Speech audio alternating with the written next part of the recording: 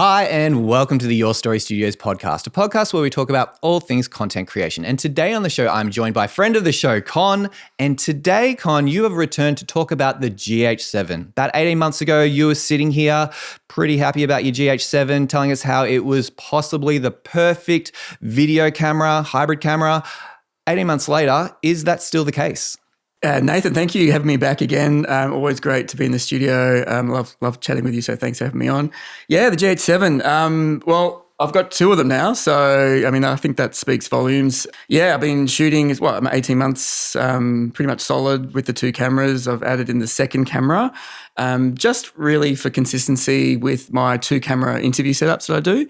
So before I was shooting with the GH7 and a G9 II as my kind of main two cameras mainly for interviews. But now with two GH7s, got the same ND filter on the front, the same kind of Leica glass as well for both cameras. It just keeps that, consistency.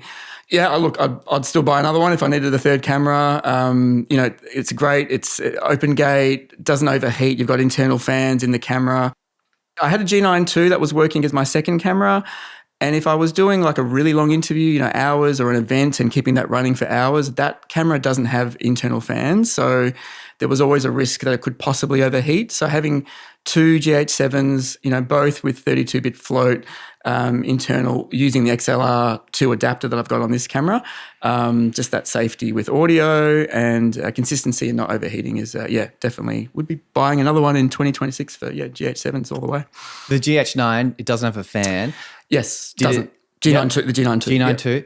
Did it ever overheat on you? It didn't overheat. I actually bought that little, I think it was a Ulanzi fan. You've seen them around where you can kind of attach it to the back of your camera. I bought it as a safety. I never ended up kind of using it because I actually don't run the G9 II for hours and hours anyway. It was more, interviews, 10, 15, half an hour. You turn it on, turn it off. It's generally pretty fine.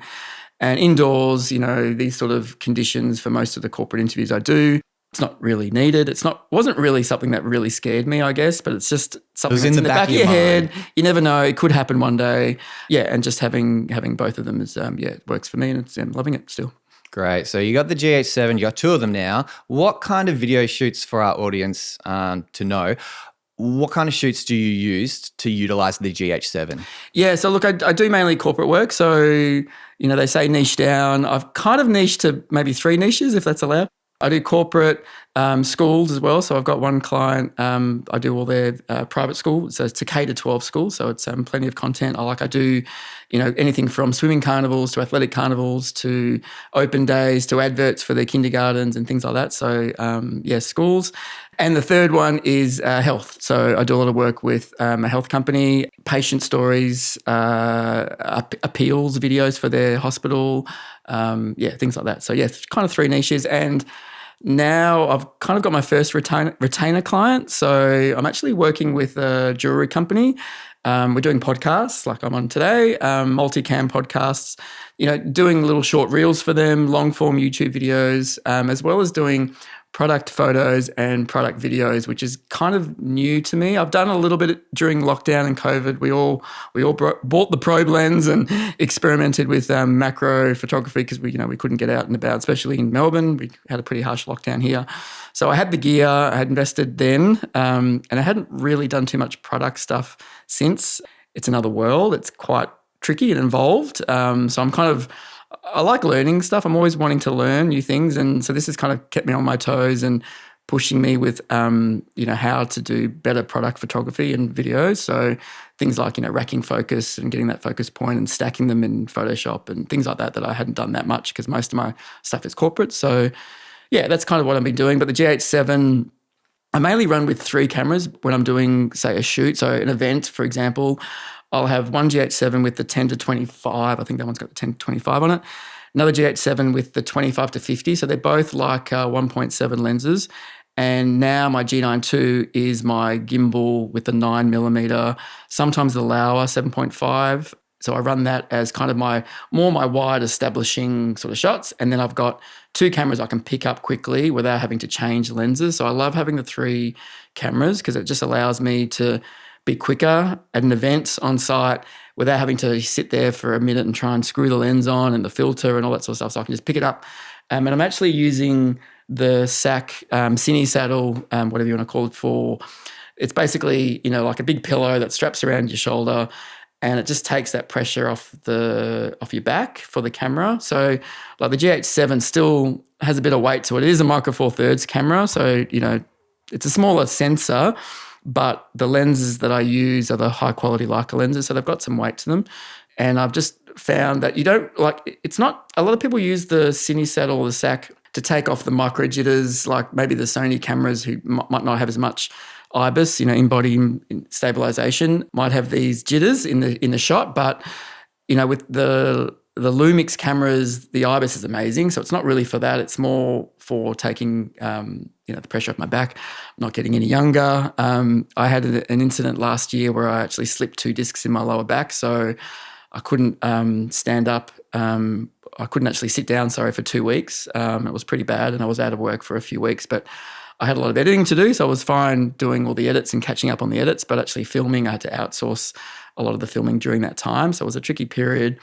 And then it just made me think, I've got to look after myself. I've got to look after my back. And I've actually stripped down. So the last time that we were here, my rig was pretty decent. It was, I had the Ninja V, I had the side handle, had the rods. You can bring it up to your shoulder and you can bring it down to your chest as well, which is fine. But I just found that, for that extra weight, and if you're doing a whole day shoot, is it worth the pain in your back as opposed to the extra size screen? Yes, the Ninja V's recording a backup, but I can do 2 backups, multiple SD. I've got a CF Express card in one, an SD in the other. So I can do a recording at the same time on the other card as a backup. But just the weight, it just took a toll on my back. And so now I'm trying to use the CineSat or SAC as, just to take that weight off. But yeah. So you've stripped down your GH7. What do your clients think? Are they less impressed now? Yeah, look, I think I mentioned last time, you bring in you've got the matte box and, you've got the big camera and the clients go, oh, wow, he's legit. He's got a proper video camera. To be honest, it's not really a factor. Like the more you do this and the years that we've done this, people don't care about how you look. Maybe every now and then you might want to kind of look legit, but most of my clients are regular clients. I think that's the key thing when you build that trust with regular clients. They don't care what you. Yeah, they you do good work. You produce a good image, good colors, clean. It's your work. It's all about your work, and it doesn't really matter in the end. And when I was first starting out, I had the matte box, and I quickly got rid of that because I just found that was not quite what I needed. And then I've stripped back and. Yeah, so look, I'm happy. The sizes and everything with your camera. It's it's making sure that you can produce good images and frame and composition and all that sort of stuff. That really matters. It doesn't, it's not the size of your camera that. But yeah, you're right. Sometimes it could come into it, but generally, I'd say no. Yeah, we've talked about how the GH7 is a great video camera, but you also touched on before that you take stills with it. Yeah, talk me through that experience. Yeah, I mean. I generally would do, if I'm doing an event, I'm doing pretty much, well, actually, no, I've got a client that I do video and photos for. It is a bit annoying because I've got the ND filter for filming and then they go, hey, can you take a photo? I'm like, oh, hang on 2 seconds, unscrew the filter. So you've got screw? Yeah, I've got screw-ons. Okay. I know, the FX6, you've got the internal NDs and that would be, but you can't, it's not really a stills camera, right? So it's not really an issue. Yeah, so you're not switching between photo and video. So you're kind of still in that same situation. But yeah, with my hybrid cameras, I've got Nissi does jet mag, so they're magnetic. Okay. So instead of pushing them off, you just pull them off with magnets. I do have the magnetics for the 5-9. So I've got the Peter McKinnon variable ND with 1/8 mist and polarizer on. I've got the three cameras, 3 lenses, but then the 2-5 is fine, 4-3, but then the 5-9, I've actually got the magnetic because I was planning on updating all mine to magnetic, but the cost is quite high to do that. So at the moment, I'm just using the screw-ons for the 2-5 and the 5-9 are magnetic. So the magnetic is, handy. So you're not, I find but you're still fiddly, right? I find them fiddly. They're still fiddly. You've still got to find the notch and spin it. And, so it's not perfect. It's not perfect. It would be great if there was an internal ND in these hybrid cameras. Amazing, right? Yeah. That would be handy, especially taking photos. So look, it is. Ideally, I love to do events where I'm just video. I'm focusing on video. If you're trying to do both things, you're doing both well, but maybe you're not knocking one out of the park because your brain is still there for both.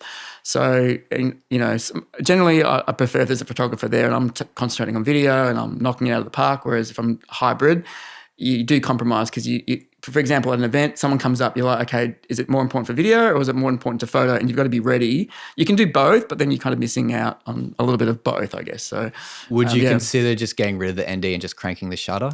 No, I can't do that. No, 180-degree rule, and that's the Lumixes are great because you just go 180, and it's handy too because like if you're doing an event and you've got a big screen behind you, there's a bit of flicker sometimes, and I can dial. I think it's about 150. I dial it down, and most screens stop flickering. So I love that where I'm going. I'll actually dial it down to 150. The screen stops flickering, or even better, the ND filter that I use is polarized too. So sometimes I've got windows behind, or you might not want to show what's showing on a screen behind for whatever reason. You can actually turn the filter and it will go black. Wow. The screen goes black. So it's like, rather than having to turned it off in post, mask it out. Like in Premiere now, you've got an amazing masking tool, but whatever you can avoid doing in post, if you can do it in camera, is always the best way. So yeah. Yeah, so with the photo stuff, you would recommend if someone's doing both photo and video, the GH7 is a good option to look at? Yeah, look, it's a hybrid camera, so it can do photos and videos. It primarily is my video camera. I do photos with it. The other good thing too is because it's 5.8 open gate, if I'm filming in open gate, the resolution for the photos, provided, your shutter angle, I guess sometimes you can actually crank it a little bit more if you know you're going to be taking photos because you've just got that. You take out the motion blur, right? So if you're taking a still from a video, it's actually I've gotten away with it. Not for, I guess it's more showing. I've done it too. Yeah, not like I did a shoot a few weeks ago for a hospital, and initially they wanted photos and videos, and I'm like, oh, okay, it's going to be a lot. Like we're doing a lot in one day. And in the end, I took stills from the video and they loved it. And because, like I said, it's 5.8K open gate, the resolution in these photos, it works out really, more than enough. But when you're switching, I've got presets obviously when doing video, and I switch it to photo, take the ND filter off, I shoot, put the ND filter back on, switch back to, so it's a little fiddly, but I get some good results. Editing in Lightroom now is amazing where you can, even if you're a little bit overexposed, you can still bring back the highlights. And the dynamic range is still great with this camera too. Like I haven't found a situation where I wished I had more dynamic range. And even shooting now at events, I'm not noticing really any grain. Like in the GH5 that I used for a few years, and the GH6 as well, I just noticed there was a little bit more grain at low light. The GH7 noise, grain. One grain, noise, yes. And you might want to add in some grain if you like that effect, but I'd rather have that option in post if you want to add it rather than I want it clean. So yeah, I haven't found that with the GH7. I have added another lens to my setup recently. I got the 35 to 100 2.8. So just gives me. What brand's that? It's still the Panasonic. It's just to give me that extra reach for events because I found that the 25 to 50, so 50 to 100 equivalent in full frame, just wasn't quite enough. It's a 2.8 compared to the 1.7, so I'm losing a little bit of light, but just needing that extra reach. And I've got a great price on Marketplace, secondhand, so I've added that to my range of Micro Four Thirds lenses now. Yeah, would you recommend going to Marketplace to find gear? I found some. Look, I've even made some great. Filming buddies who have, since joined the Melbourne Video Freelancers, another plug for the Melbourne Video Freelancers crew out there. I've bought, I'm okay with buying secondhand lenses or gear. Like, as long as people look after it, you see the glass and make sure, everything's fine when you get there and just do a few tests to make sure that it's fine. But I'm okay with that. Do you sell gear or mainly buy? Yeah, I do. Yeah, I buy, sell gear. I have a GH6 up for sale at the moment if anyone wants one. I've got two at the moment still. So I do have a few, 2 GH7s, G9 II, and 2 GH6s. So I could definitely sell one. It's nice to have a fourth at an event if I just want to set up one wide and just to capture something or maybe the audience. So it's handy having 4, but 5 is completely overkill, I think, for what we do. I'm a one-man band essentially. I bring in some people to help on shoots occasionally, but it's too many cameras to look after on your own. Yeah, fair enough. Well, when you're doing these solo shoots and you're doing photo and video, what's the process of going from the photo mode to the video mode? Is because I haven't used the GH7, so tell me. I know on Sony, there's a button, you flick it and you go between photo and video. So simple, so easy. And you can save the settings as well. So I'm not constantly going from, or at least on the Sony cameras that I'm using. I know on the older A7S III, sounds weird saying the older. When you go between photo and video mode on that, I believe it goes from your video settings and then translate those over to photo. So I'm constantly changing settings and all that. But with the newer ones where you go between photo and video, you can have them all saved and there's different profiles and all that. It's nice and simple. Love it. Yeah, just a custom button. So honestly, it's just one flick and you're done. It used to be, if you hadn't set up the white balance correctly, like so I shoot Vlog on the camera. So if I switched back, it would go Vlog for the camera, for the photo. I'm like, no. Don't want that. No. So you basically just set it up, save it as a preset, and it's just one button. So it's not an issue. You set it up exactly how you want it. Make sure you know your conditions, and before you shoot, I go through all the cameras and just set them all up, white balance, making sure that the frame rate. I'm shooting 422, if it's cinema 4K or 4K or 5.8K. So I do use OpenGate quite a lot actually, which is probably one of the best features I think of these cameras and the new Lumix S1 II cameras as well as OpenGate, right? So shoot once and you can frame for vertical, and I've got two markers, so I have a vertical marker and a 16:9 marker on my OpenGate 4:3 image that I'm seeing on the back of the camera, so I know that I'm in the safe range for when I'm filming, and it does take a little bit more power from your PC. Like I've got a Mac. It's still like I've done some shoots where I've done like 2 or 3, 4 hours of pieces to camera with OpenGate, and I found that it can slow your computer down a little bit because it's it's nearly 6K resolution. So, and I don't use proxies. So I've got a good decent Mac, so I don't need to, but. For the shorter gigs, the shorter shoots, the OpenGate's working really well. Yeah, great. You mentioned before that you do podcasts and you're doing a jewelry podcast. Yeah, yep. What do they talk about on that podcast? It's funny. So this Who is that podcast for? It's who's it for? I thought the same thing, right? So enlighten me. Yeah. So actually, it's actually pretty amusing. So these guys are twin brothers, and they've been in the jewelry business for 30 plus years. So they've got amazing chemistry and amazing banter. So they're talking about the price of gold and what you have to think about and how the industry has changed, but they're also weaving in stories from the past and what it used to be in the old days. And I initially thought, I don't know anything about jewelry. I'm just going to be sitting here, but I was actually right in it, and like I'm loving it. And I'm doing little shorts for them as well. And there's just like funny stuff going on because they're brothers, twin brothers especially, have a different kind of chemistry. So shout out to GVJ Jewelry, who I'm doing their podcasts for, and also products, videos, and photos. But you'd be surprised that they actually got some good things to say and funny banter going on with those guys. Right. And when you're recording those, so you're going onto location, you're bringing all your gear. Talk me through it's a lot that. of gear. Yeah, I do have a lot of gear. So I've added the Aperture Storm 400X recently into my lineup of lights. So that's my key light. I did have a shoot last week in the city with some big windows, and I was experimenting with book lights because my largest light at the moment is the 400X, so not quite the 600 that a lot of people have for corporate interviews. And I thought I would use the 400. I've got a 300, so I've got a 300D aperture, 120D aperture, and I've also got the X100 Molus bicolor as well. So I've got a few ones. And I probably should go the 700X. I think I need to just suck it up and get the big boy for corporate interviews, especially when you're up against a big window.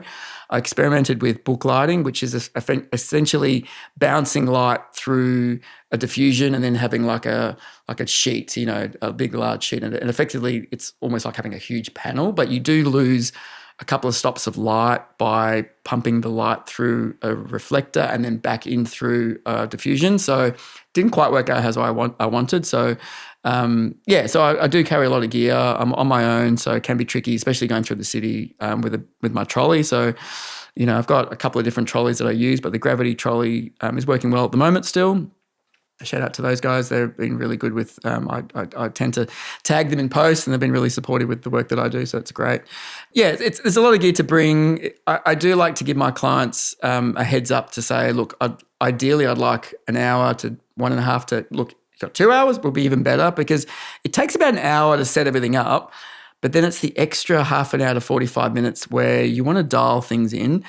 What I'm using now a lot more is actually I've got the Axoon CineView HDMI transmitter. I think I saw one in the corner there as well, which I'm using more now because you're on your own. You don't always – sometimes you've got the producer who might be the client with you, but a lot of the times I say, go away for an hour and a half, go and do your emails and your work. Go do what you have to do. Leave me to it for an hour. I'll set everything up.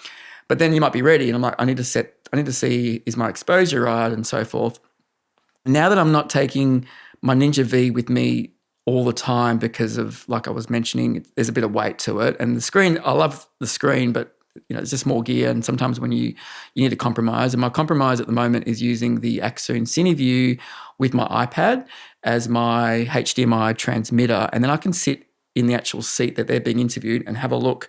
And I've got the IRE levels, I've got the the false colors, and I can see, is my face properly exposed and my skin tone's going to come out nice, and I can see that because we don't quite have that in camera yet. The Ninja V has those extra tools that we can monitor, but so yeah, I definitely recommend if you're a solo operator, something similar like the Axoon CineView, and all it is an iPad. It sends the wirelessly to your iPad. You can sit there, and then I can tweak the light, so I can sit there and go, hang on a minute, I'm using a lot of backlighting, and is that quite, what's the shadow doing to my body and all that sort of stuff. So, yeah, it's what I'm using at the moment. Yeah, great. So you're doing the podcast with how many cameras?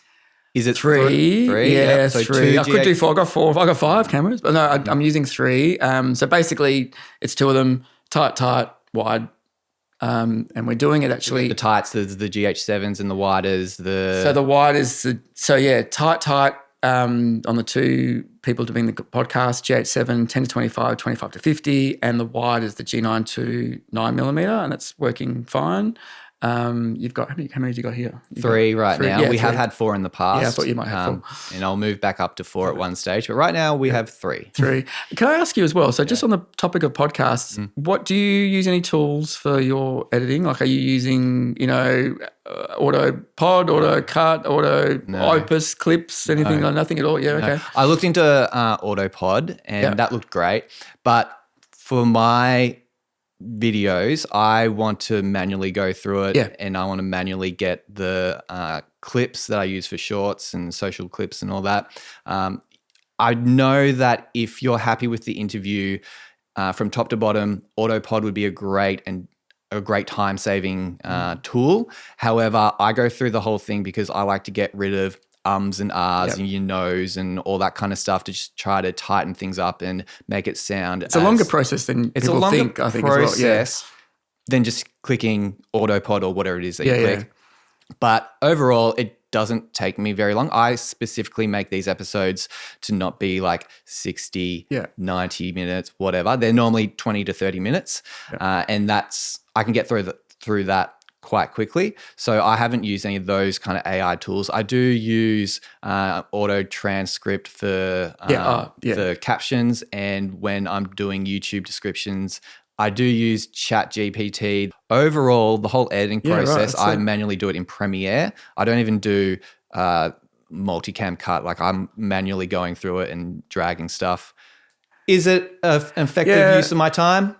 It's something I've been looking into because I'm doing a lot more podcasts. I do use I've tried AutoPod and AutoCut. I found so the way I'm doing the audio at the moment is 2 lav mics. And because they're a bit more omnidirectional, it picks up, there's a bit of spill in each mic. So it's not super, super clean like these mics, you wouldn't get as much spill, and it's a lot easier. So I found AutoCut didn't handle the 2 microphones at all. Like, it just didn't know who was speaking, but AutoPod did an amazing job. I use it only just to cut between the angles, so between cameras. But then you've got to go back in still and do an hour or 2 hours of, actually, no, I want to last longer. No, hang on, I want to, so there's a lot more manual intervention in it. It does save a couple of hours of work. I'm not quite taking out all the ums and ahs and all that at the moment, but it's something I kind of need to do. But I hear people using Opus clips, is it, I think? Yeah, I believe that's one. I haven't, and I don't think I can. Like, there's something about looking at it yourself and going, this is gold, I'm going to clip this up, rather than letting an AI tool pick it all for you. And you probably lose some really good stuff in there that you didn't notice because you're expecting the AI to do it for you. So yeah, I think going through yourself there's definite benefits to that. Yeah, it just takes a lot longer. So Con, to wrap up today's episode on the GH7, in 2026, still recommend? Yeah, definitely. Like I've got 2 now. Why not 3? Why not 3? 4? Yeah, well, I don't know if they'd get past at home with the budgets and so forth at the moment, the cost of living at the moment. Yeah. No, look, to be honest, I'm trying not to spend any money. Like the last couple of years, I've really tightened down, and there was a period where I was going through a whole lot of spending for new fancy gear, but it's doing the job. I've got the gear. It pays the bills. I get the jobs. It's doing a good job. So yeah, look, I definitely recommend it. Keep going. The eyes GH7s. and going towards like a. I'm not. Lumix Look, I did S1 look. The last time I was here 18 months ago, it was the S5 2X. Yep. The S1 2 is tempting, but again, like I'm down the ecosystem of micro four thirds lenses. I would need new lenses, and I was tempted to get one full frame camera, like just in case I've got that low light situation where I need it. But at the moment, I'm loving the GH7, and it's working. So yeah, keep moving forward. Beautiful. All right, Con. Well, thanks for joining us today on the Your Story Studios podcast and telling us why the GH7 in 2026 is still possibly the perfect hybrid camera. Thanks, Nathan.